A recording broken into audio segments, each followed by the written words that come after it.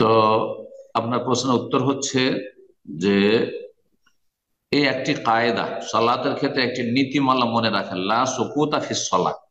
সালাত অবস্থায় কোনো নীরবতা নেই, মানে এমন কোন জায়গা নেই যেখানে আপনি চুপ হয়ে দাঁড়িয়ে আছেন, বসে আছেন, কিচ্ছু করছেন না, অথচ সালাতে আছেন, এমন কোনো অবকাশ নেই। এই নীতিমালাটি শেখ ইবনে উসাইমিন রাহিমাহুল্লাহ তার বিভিন্ন কিতাবে আলোচনা করেছেন। জি, লা সুকুতা ফিস সালাত, সালাতে কোনো জায়গায় চুপ থাকা নেই, নীরবতা নেই। জি, এই জন্য জোহরের সালাতে, উদাহরণস্বরূপ জোহরের সালাতে সূরা ফাতিহা পড়ার পরে ইমাম সাহেব অন্য সূরা পড়ছে, আমরা তো শুনছি না, অন্য সূরা পড়বেন। সাহাবারা পড়তেন। এই আমলগুলি আমাদের দেশে হানাফিরা তো করে না, এমনকি অনেক আহলে হাদিসরাও করে না। না করবেন, আপনি চুপ থাকবেন না। চুপ থাকলে তো আপনি তাহলে কি করছেন? আপনি সালাত আদায় করছেন, ইবাদত করছেন, কি করছেন? শুধু দাঁড়িয়ে আছেন? না, মোটেই না। সুন্নাহ হচ্ছে যে আপনি পড়তে থাকবেন।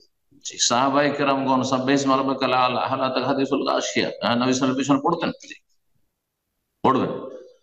আচ্ছা, যেখানে আপনার তাশাহুদ নেই কিন্তু ইমাম সাহেবের তাশাহুদ আছে, উনি বসে আছেন, পড়তে থাকবেন। তাশাহুদ আপনার শেষ হয়ে গেছে, ইমাম আরো বসে আছে, ইমাম তারপরে বসে আছে ধরেন, তাহলে আপনি যে কোনো দোয়া পড়তে থাকবেন, তাশাহুদ পড়তে থাকেন, দরুদ পড়তে থাকেন। জি, তাশাহুদ বারবার পড়বেন না, তাশাহুদ পড়া হয়ে গেছে, তারপরে ইমাম সাহেব উঠছে না, পড়তে থাকেন, দরুদ পড়তে থাকেন। প্রথম তাশাহুদ হলো, পড়তে থাকেন।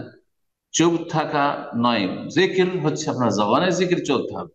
লা সুকুতা ফিস সালাহ, সালাত অবস্থায় নীরবতা নেই। লম্বা সেজদা করছে ইমাম সাহেব আর দোয়া খুঁজে পান না, আপনি করতে থাকেন, তসবিহ বারবার করে করতে থাকেন, আর তসবিহ ছাড়া যে কোনো দোয়া করতে থাকেন। জি, রুকু, লম্বা রুকু করছে, আপনি 3 বার পড়ে বা 5 বার পড়ে চুপ হয়ে রুকুতে আছেন, আপনি না, পড়তে থাকেন আপনি যতক্ষণ পর্যন্ত রুকুতে আছে, কোন জায়গায় আপনি নীরব থাকবেন না।